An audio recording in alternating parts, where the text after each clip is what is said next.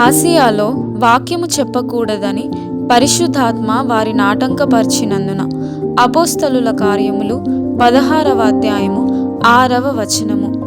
దేవుడు ఆ రోజుల్లో అపోస్తలులను నడిపించిన తీరు చాలా ఆసక్తిదాయకంగా ఉంటుంది. ఈ నడిపింపు ఎక్కువ భాగము అడ్డగింపులతోనే నిండి ఉంది. చాలాసార్లు దారి తప్పుతూ వెళ్లారు ఈ అపోస్తలులు. ఎడమవైపుకి తిరిగి ఆసియా వెళ్తుంటే దేవుడు వాళ్ళను ఆపాడు. కుడివైపుకు తిరిగి బితూనియాకు వెళ్తుంటే మళ్ళీ ఆపాడు. తరువాత కాలంలో పౌలు జీవితం మొత్తానికి గర్వించదగ్గ సేవను ఆ ప్రదేశాల్లో చేశాడు.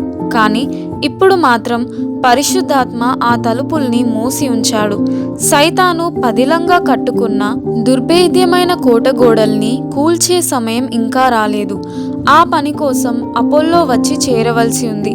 ఇప్పుడు పౌలు బర్నబాల అవసరం మరొక చోట ఉంది.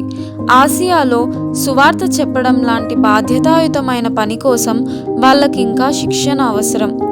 నీవు వెళ్ళవలసిన దారి గురించి ఏమన్నా సందేహం ఉంటే దాన్ని వెంటనే ప్రభువుకి అప్పగించు. వెళ్ళవలసిన ద్వారం తప్ప మిగతా తలుపులన్నింటినీ మూసేయమని ఆయన అడుగు. ఓ పరిశుద్ధాత్మ దేవా, దేవుని చిత్తం కాని దారుల్లో నా అడుగులు పడకుండా ఆ దారులన్నింటినీ మూసేసే బాధ్యత పూర్తిగా నీకే వదులుతున్నాను. నేను కుడి ప్రక్కకైనా ఎడమ ప్రక్కకైనా తిరిగితే నా వెనుక నుండి నీ స్వరం వినిపించు అంటూ ప్రార్థించు. ఈ లోపల నువ్వు నడుస్తున్న దారిలోనే సాగిపో. నీకు అందిన పిలుపుకి లోబడే ఉండు. పౌలుకి పరిశుద్ధాత్మ దేవుడు మార్గాన్ని ఎలా బోధించాడో నీకు కూడా అదే విధంగా బోధించాలని ఎదురుచూస్తున్నాడు. అయితే ఆయన నిన్ను ఒక పని చేయనీయకుండా ఏమాత్రం అడ్డు పెట్టినా విధేయుడవ్వడానికి నువ్వు సిద్ధంగా ఉండాలి. నమ్మకం కలిగి ప్రార్థన చేసిన తర్వాత అడ్డంకులేవీ కనిపించని పక్షంలో తేలిక హృదయంతో ముందడుగు వేయి. కొన్నిసార్లు నీ ప్రార్థనకి జవాబుగా ఒక తలుపు మూసుకుపోతే ఆశ్చర్యపోవద్దు.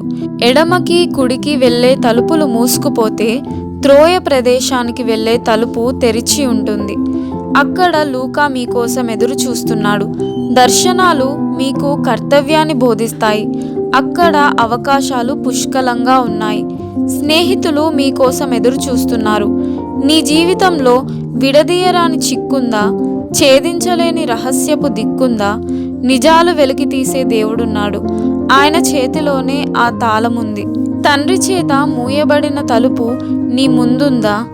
అది తెరుచుకోవాలని నీ అంతరంగం ఉవ్విళ్ళూరుతుందా? ఆయనే ఆ తలుపు మూసినవాడు. అది తిరిగి తీసేవాడు ఆయనే. చూడు, నెమ్మదిగల దేవుని పట్ల ఓర్పు కలిగి ఉండవద్దా?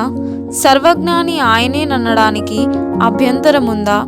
నీ భవిష్యత్ జీవితం నిర్ణయించినవాడు ఆయనే. దాని తలుపుల్ని తెరిచేవాడు. ధన్యకరమైన తాళం చెవి ఆయన దగ్గరుందని గుర్తిస్తే కడకు నీకే అది లభిస్తుంది. ధన్యత, ఆదరణ, విశ్రాంతిగా మారుతుంది.